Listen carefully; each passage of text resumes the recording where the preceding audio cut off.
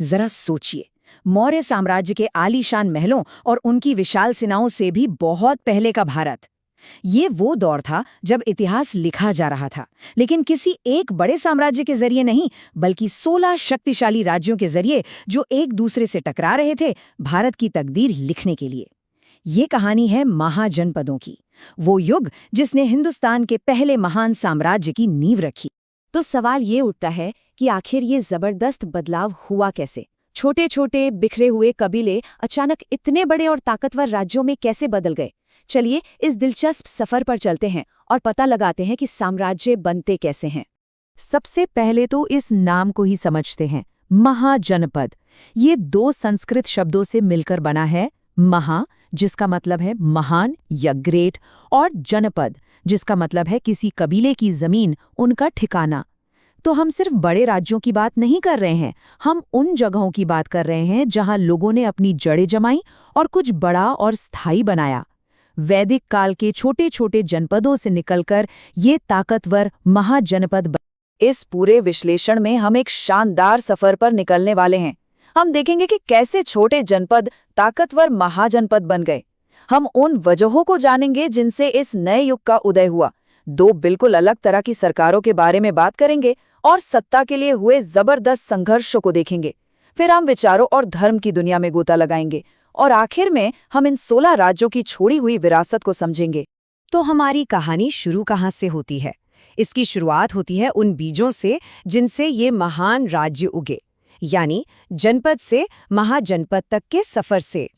देखिए, ये सब कुछ एक दिन में नहीं हुआ। शुरुआती वैदिक काल में जन हुआ करते थे, यानी घूमते फिरते कबीले। वक्त के साथ बाद के वैदिक काल में ये कबीले एक जगह बसने लगे, जिससे बने जनपद, यानी छोटे छोटे इलाके।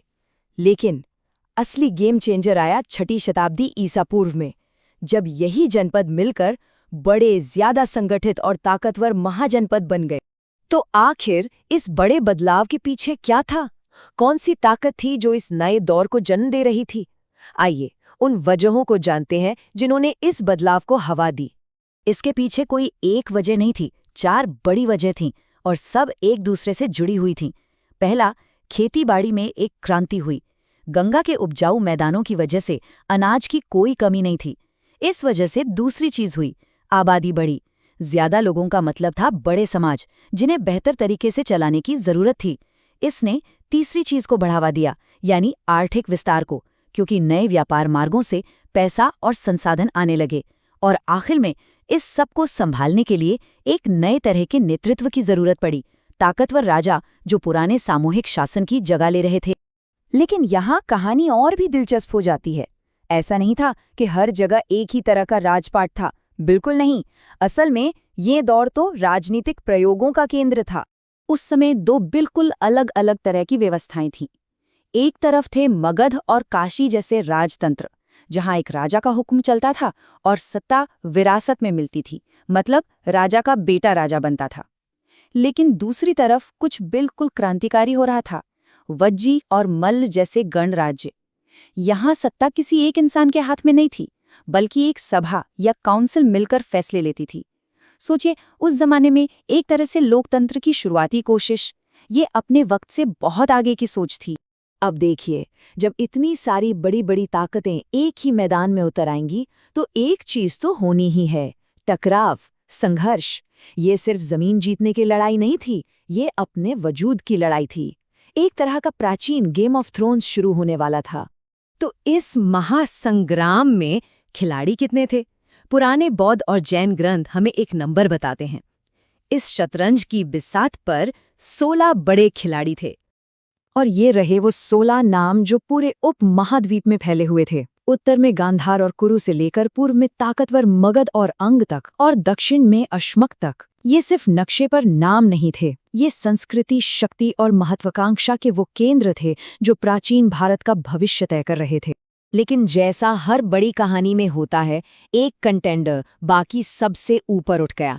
अपनी रणनीतिक लोकेशन, हथियारों के लिए लोहे जैसी जबरदस्त रिसोर्सेज और सेना के लिए हाथियों की ताकत, इन सब के दम पर एक राज्य था जो सब पर हावी होने के लिए तैयार था, और वो राज्य था मगध। पर रुकिए, जब राजा लोग जंग लड़ रहे थे और साम्राज्य बना रहे थे। ठीक उसी वक्त एक और बिल्कुल शांत क्रांति चल रही थी। ये लड़ाई मैदाने जंग में नहीं, बल्कि लोगों के दिलो दिमाग में लड़ी जा रही थी।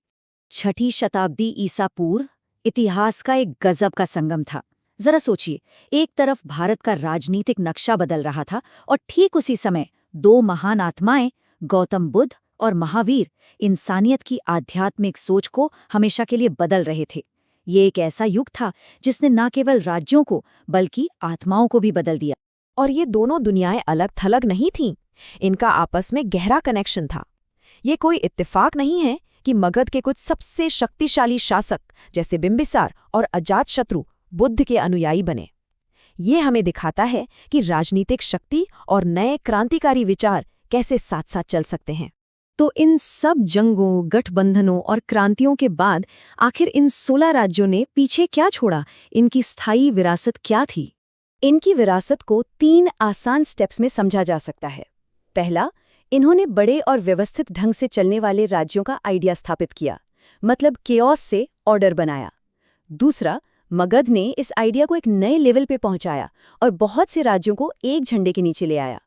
और तीसरा और सबसे जरूरी, इस एकीकरण ने सीधे तौर पर आने वाले एक बहुत बड़े साम्राज्य के लिए जमीन तैयार कर दी, भारत का पहला सच्चा साम्राज्य। सीधे शब्दों में कहें तो मौर्य साम्राज्य आसमान से नहीं टपका था, उसका जन्म इन्हीं महाजनपदों की आग में हुआ था। ये हमें एक आखिरी बड़े सवाल पर लाके खड़ा कर देता है। एक महान साम्राज्य बनाने के लिए आखिर लगता क्या है? क्या ये सिर्फ उपजाऊ जमीन और पैसा है, या एक ताकतवर फौज, या फिर नए विचारों की शक्ति जो लोगों के दिलो दिमाग को जीत ले? महाजनपदों की कहानी शायद यही बताती है कि ये इन सभी का एक बहुत ही नाजुक और शक्तिशाली मिश्रण है।